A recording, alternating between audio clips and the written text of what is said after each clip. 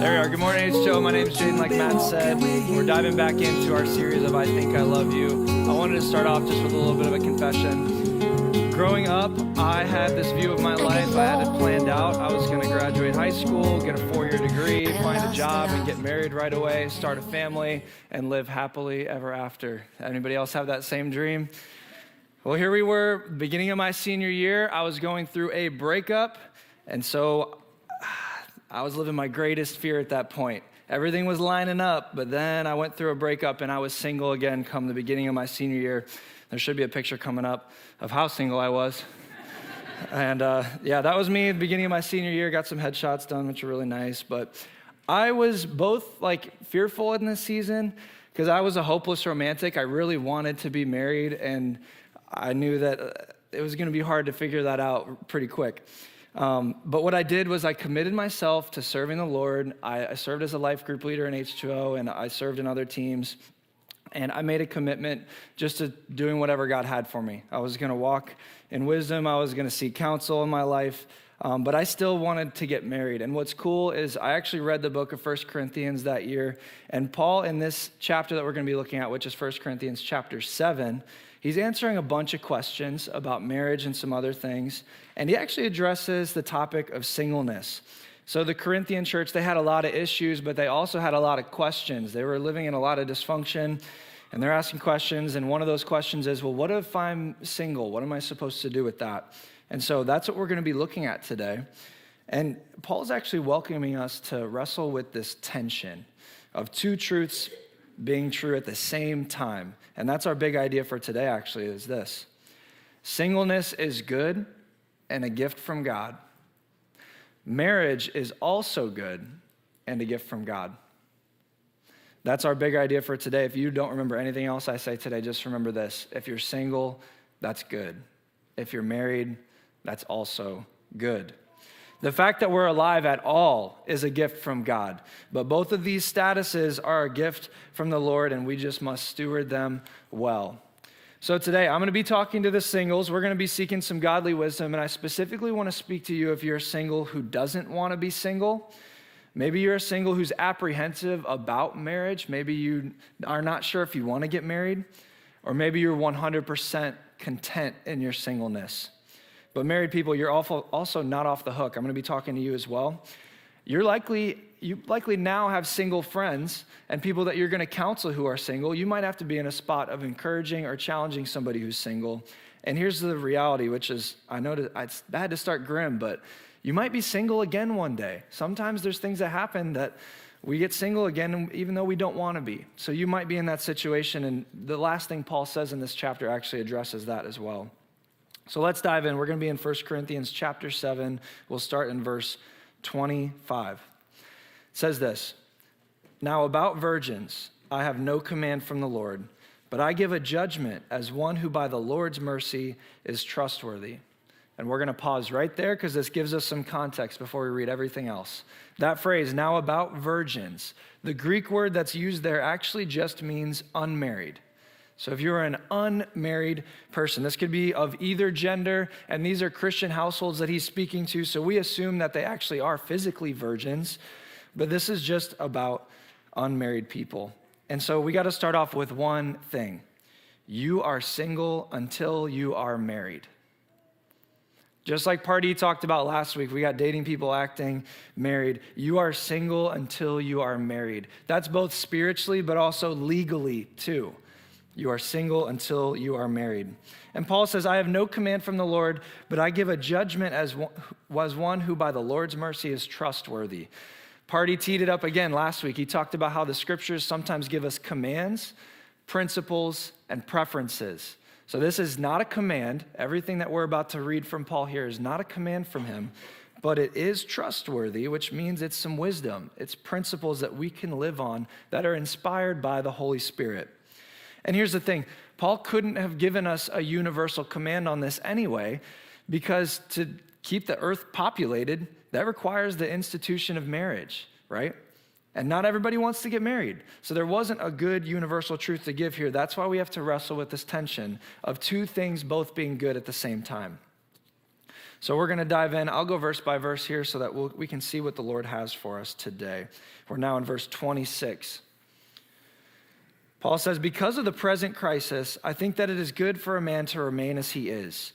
Are you pledged to a woman? Do not seek to be released. Are you free from such a commitment? Do not look for a wife. But if you do marry, you've not sinned.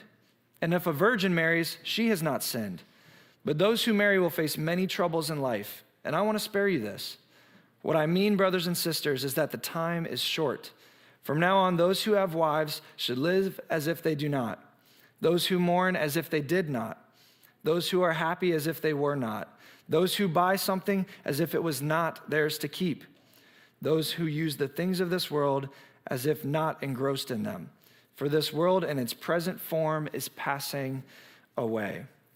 So Paul's talking about this present crisis, and what he's actually hinting at is persecution from the Romans. So Paul was anticipating a lot of persecution coming from the Romans, and he's kind of saying to the Corinthians, like, hey, right now may not be the best time to start a new marriage if that's what you're wanting to do. If you're single, you should probably remain single because it's just not a great time. But he's also saying if you're married, make sure you stick with that too. So single, great. Married, great. Remain as you are. But he says, but if you do choose to marry, you've not sinned. Again, this is a principle, not a command. He's just giving us wisdom here, saying, hey, there's better times to get married and there's worse times to get married. And just a couple of things that come off the top of my head when I think about good times to get married. I mean, when you're in a season where you're single, you're mobile, and you're ready to start something new, that's a good time to get married, right? A bad time to get married or choose or make any big decisions really would be if there's a death of a loved one, if you're in a mourning state, if you're experiencing some tough financial struggles. There's some bad times to make big decisions. So Paul's just telling us that. There's wisdom we need to use. And regardless of what choice is made, it's not a sin to get married is what Paul is saying. And here's the tension we have to wrestle with. So he's telling us singleness is good, but as Proverbs 18:22 says, it says, he who finds a wife finds what is good and receives favor from the Lord. So this is true too. Getting married is great. It's a good thing. You find what is good and you receive favor from the Lord. But Paul tells us, he says, but those who marry will face many troubles in this life. And I want to spare you of this. Marriage is great, but you must count the cost of being married. When you get married, you're actually signing on for someone else's sanctification process. So what that means is we get married because we love things about this person. We love being around them. There's probably things about their character that are awesome. But when you become one flesh, you get all of those awesome things, but you also get their sin too. You get the tough parts of them. And here's the thing. Some of us maybe pursue marriage for the wrong reasons. We think maybe I'll be complete. Maybe I won't be lonely anymore. Marriage does not fix you. Don't put your hope in marriage because it's not going to fix you. And I'll just list some things that marriage won't fix for you if you think it will. Marriage is not going to fix your selfishness. The day after your wedding day, you're still going to wake up and be a selfish human being that's going to have to fight your own selfishness. It's not going to fix your loneliness. Sometimes we think, man, if I was just married, I won't feel lonely anymore. I was looking up articles about this just to see what people were writing about. And there was a woman who wrote about how she had felt lonely her whole life, and she had put all of her eggs in the basket of marriage. She woke up the day after her wedding and didn't feel any different. She still felt lonely. 3, sexual temptation and lust. Marriage is not going to fix that for you. If you've got wandering eyes, if you've got a lustful heart, marriage isn't just going to fix that for you. That's something from the Lord. Addiction. Life satisfaction, deep emotional needs, insecurity, jealousy, trauma, relationship wounds. Marriage is not going to fix those things for you. They might be a good place for you to work through some of these things, for sure. But if we think just getting married is going to fix us, we have it backwards. And Paul's telling us there's going to be many troubles in this life, and marriage has unique challenges to it. There's going to be a list coming up of 10 things that are unique challenges to marriage. Just like we talked about, marriage isn't going to fix your selfishness, and guess what? You're bringing in someone else's selfishness into your household.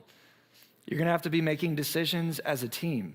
You no longer just get to call the shots. You're doing it with somebody else. Dividing household tasks. I don't know about you, but in my household, none of us like doing dishes, but they still need done. So we have to figure out who's going to do that. Regular communication. I know that's tough for some of us, especially the introverts in the room. To have to talk to someone every single day, that can be a challenge. Conflict resolution because the introvert doesn't want to talk to the extrovert. Spousal health problems. You know, sometimes someone gets sick, the spouse is probably picking it up too. I know this is not a challenge for all of you, but for some of us, having in-laws is tough. My in-laws are personally great, but that could be a challenge. Raising kids is another challenge.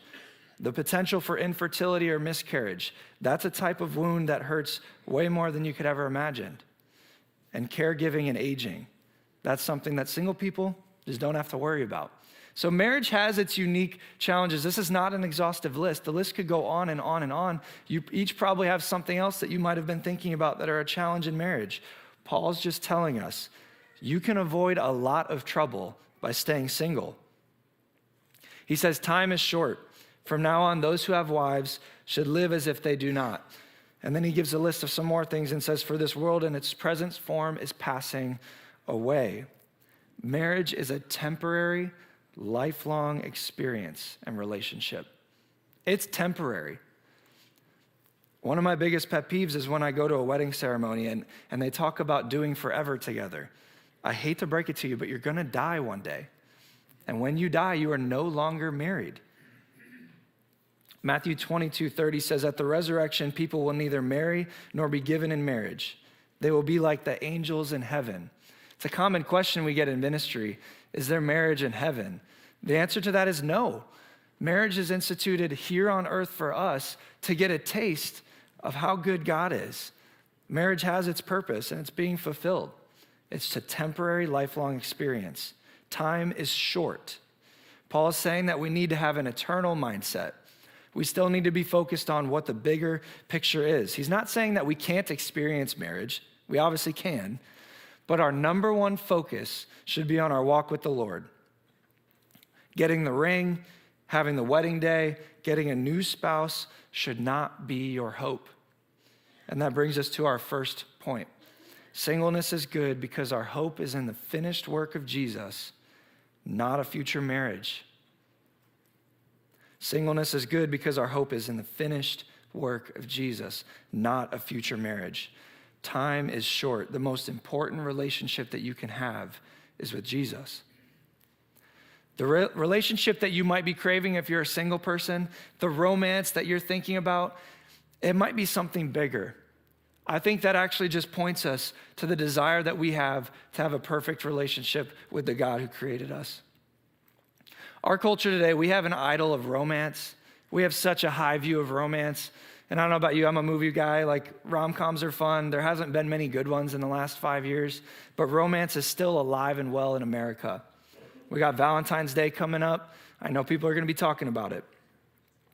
But if you're thinking that I'll only feel complete when I find the one, that's a complete lie from Satan. Your desire for a relationship should point you to your need for a Savior, one who loved you so much that he died on a cross to wipe away every wrong that you've committed so that you can be in a perfect relationship with the God who created you. And he rose from the grave on his own accord to prove that he's God, to defeat death. He went to that much trouble so that he could be with you. Now, what's cool about marriage is we get a picture of that sacrifice as spouses live sacrificially for one another, but it's just a taste of how good the relationship you can have with Jesus is. Singleness is good, but our hope should not be in a marriage. It should be in Jesus. Paul continues on in verse 32 here. He says, I would like you to be free from concern. An unmarried man is concerned about the Lord's affairs, how he can please the Lord. But a married man is concerned about the affairs of this world, how he can please his wife, and his interests are divided. An unmarried woman or virgin is concerned about the Lord's affairs. Her aim is to be devoted to the Lord in both body and spirit.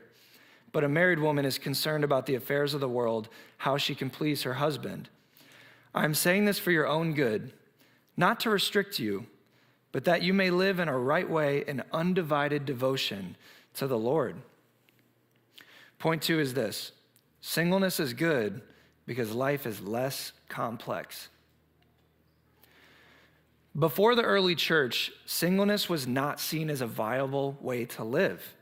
It was not viewed highly. For a long time, singles were actually counted as second-class citizens. It meant there was something wrong with them, something not good enough about you that you couldn't get married. And the only way to leave a legacy back then, the only way to be remembered was to bear children. So your life really only mattered depending on how many children you raised and kept. Even Augustus back in the day, he had widows fined if they did not remarry within 2 years of their husband dying. Tim Keller says this in his book about marriage. He says, Christianity affirmed the goodness of single life as no other faith or worldview ever has. For centuries, the only thing that mattered was if you built a relationship in marriage. Being single was not a good way to live back in the day.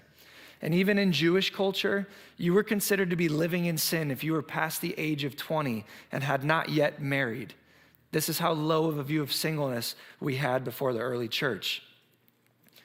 In the Christian walk, it's totally different. We see here that Paul says it's good because you can have undivided attention to the Lord. And there's a lot of pros to singleness. I'll give you a list of just 10 of them. You get to be less distracted. You get more time with God, yourself, family and friends, hobbies. You have potential for ministry opportunities, places you can serve. You got the freedom to move wherever you want. You got independence in the choices you make, flexibility, and probably the top one, you get the bathroom to yourself. This is not an exhaustive list. There's so many other good things about being single. And my wife and I were just talking about this the other day, like, what do we miss about being single? And that's why I threw the 10th one on there. I don't like sharing the bathroom. But see, in the Christian church that was established after Jesus ascended to heaven, singles now have a purpose. They have a role in this life beyond just bearing children. You get to make disciples of all nations. Singles have a family in the church body, the body of believers. That is your family. And widows go from being condemned to now supported by the church. One of the best places you can possibly be as a widow is in the church. Paul says, I'm saying this for your own good, not to restrict you, but that you may live in a right way in undivided devotion to the Lord. Here's the thing about singleness, whether you want to be single or not, it's a gift for you to be stewarding it really well. You have the time, you have the flexibility, you have the openness to have as many relationships as you want. It needs to be stewarded well. Just like marriage is a gift to be stewarded well. So I want to speak to my content singles in the room. I'm not going to have you raise your hands. Some of you are happy about being single. You love it. You wouldn't trade it. Some of you need to take advantage of the time, freedom, and flexibility that you have. God has paved out good works for you to do, and you should participate in those. Be intentional with your time. And if you're being lazy, just start praying, God, what do you want me to do with my flexibility, with my time? How can I honor you with my life the most? If you're a follower of Jesus, your mission is to make disciples and build God's kingdom. How are you being a part of that today? And Paul, in this section, he's trying to help us de-idolize marriage in our brains, but to not underappreciate it either. We need to have a healthy view of marriage, not over-glorifying it, but also not under-desiring it. And if you're a content single, maybe you actually fit in the category of apprehensive singles. You're wrestling with the tension. Maybe you have some fears, insecurities, past hurts. I want you to wrestle with the tension. Is marriage actually for you? Our society has swung the pendulum maybe a touch too far towards independence. In our culture, it's great. If you want to pursue a career, you can be the working man. You can fill your time with all the work in the world. And if you're a woman, how often have we heard about the girl boss, the strong, independent woman who doesn't need a man? That might be just a touch too far in our culture. Marriage is still good. And if you're somebody who's under-desired marriage, maybe remember that it's good. And just ask yourself these questions. Am I avoiding going on dates because I'm insecure? Am I living out of fear? Am I hurt? Is there something keeping me from pursuing marriage? We don't want you to reluctantly receive the gift of singleness. Whatever gift you get, whether it's singleness or marriage, we want you to be really excited and joyful about that. We're called to live not in a spirit of fear or a spirit of discontentment, but we're supposed to trust in the Lord and have joy in whatever he's doing with us. And if you're somebody who's apprehensive and maybe you've not been pursuing marriage because you're content with some of the other maybe parasocial relationships you have, I don't know if you've heard of these. Parasocial relationships are things that give you a taste of relationship, but they're not quite real. There's a lot on the internet for this. There's a lot of opportunities, whether it's obsessing over a celebrity. Maybe you follow them on Instagram and you feel like you got a nice touch point because you get tapped into their lives. You get to see what they're doing. Or maybe you're into streamers and you watch that and you give them tips and you comment on their chats. Maybe you like YouTubers a lot. You comment on their videos and you feel like you're getting to know them. And maybe at its worst where it's actually sinful and you're watching porn and you're getting a taste of relationship from that. But none of those are real. You're just getting it from a screen. If you feel like you're just content with those parasocial relationships, I want to challenge that. You should be pursuing real relationships, especially if maybe you have a little desire for marriage. God wants us to enjoy our gifts. He's built us for relationships. And if that's for you, press into it. I need you to remember the big idea here. Singleness is good, and it's a gift from God. Marriage is also good and a gift from God. Back in the text at verse 36, Paul says, if anyone is worried that he might not be acting honorably toward the virgin he is engaged to, and if his passions are too strong and he feels he ought to marry, he should do as he wants. He's not sinning. They should get married. But the man who has settled the matter in his own mind, who is under no compulsion but has control over his will, and who has made up his mind not to marry the virgin, this man also does the right thing. So then, he who marries the virgin does right, but he who does not marry does better.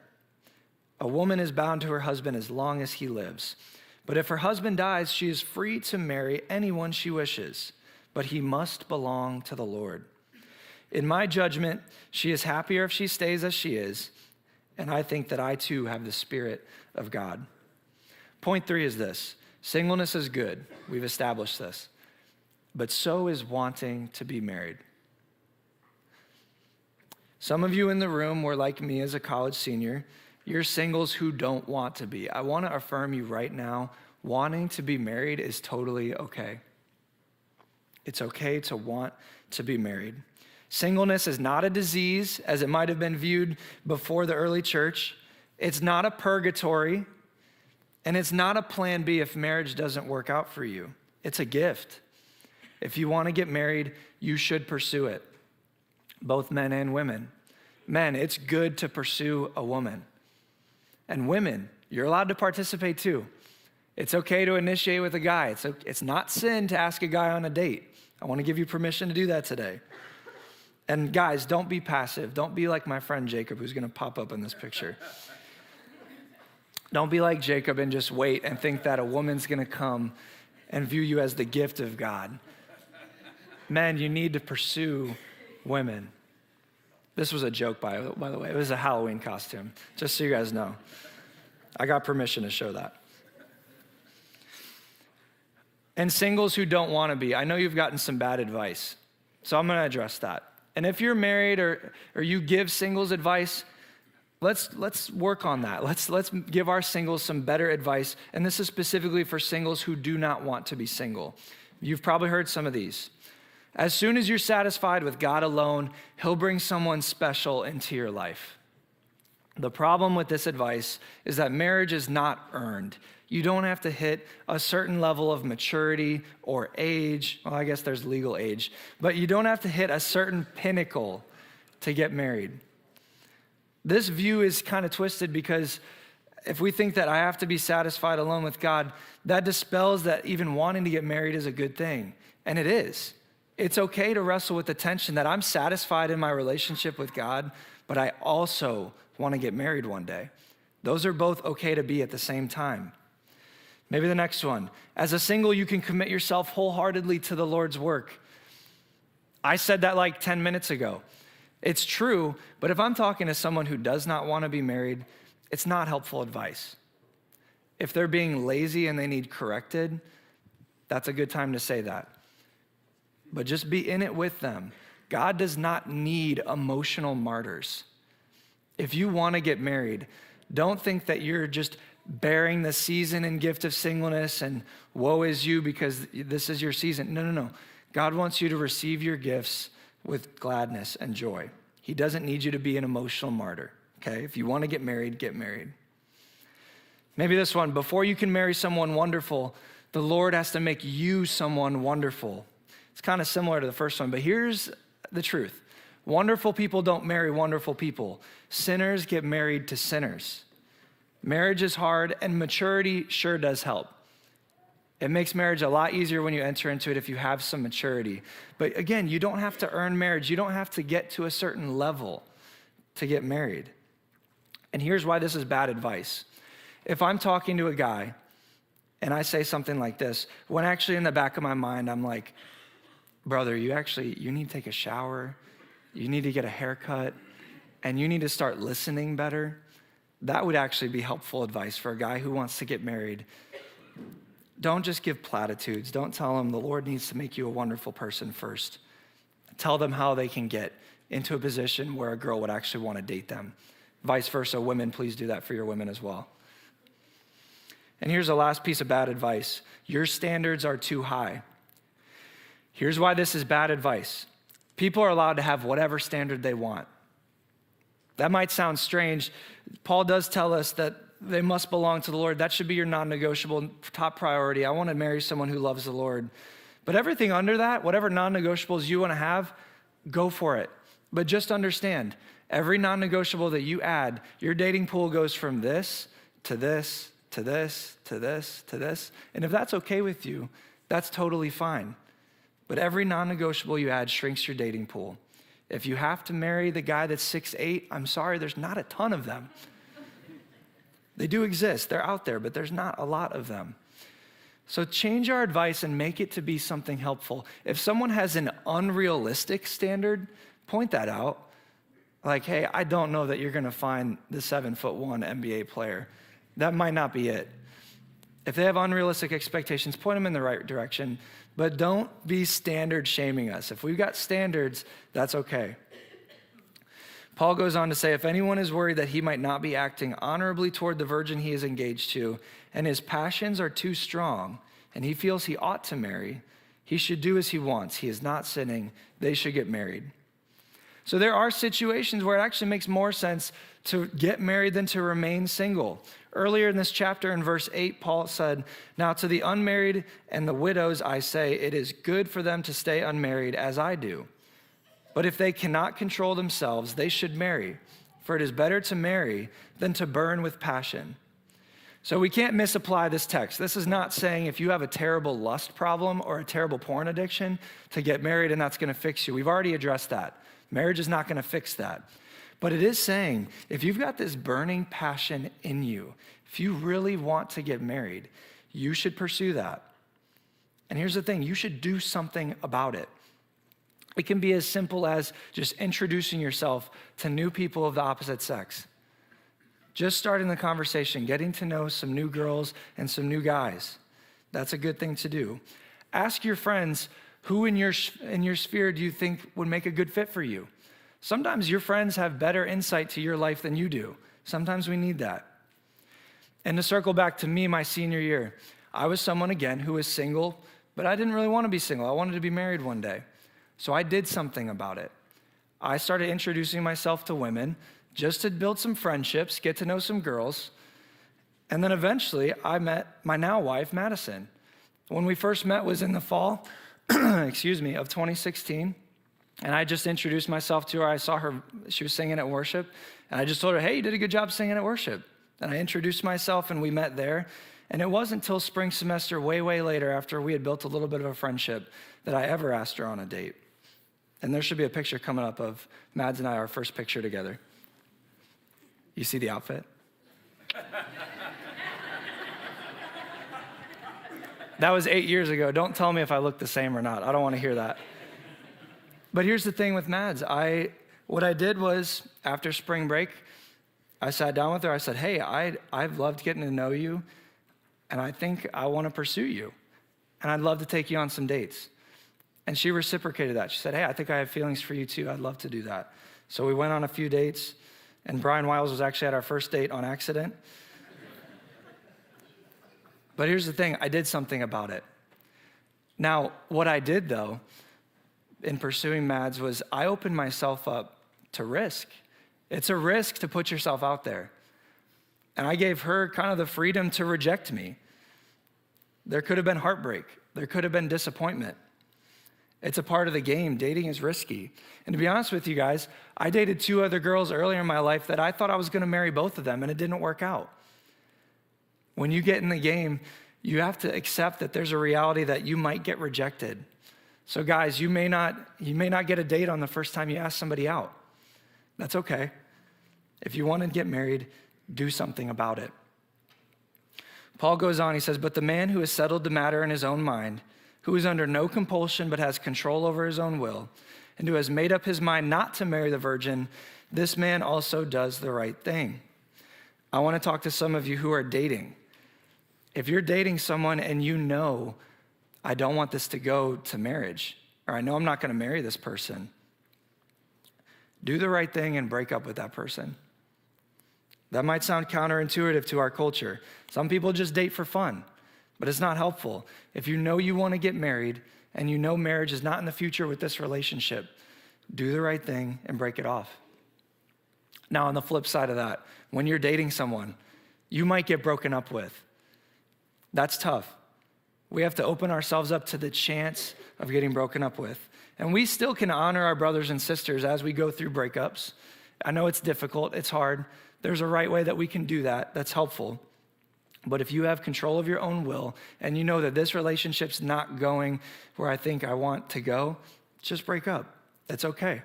It's not a sin to break up with somebody, even if you've invested multiple years into it.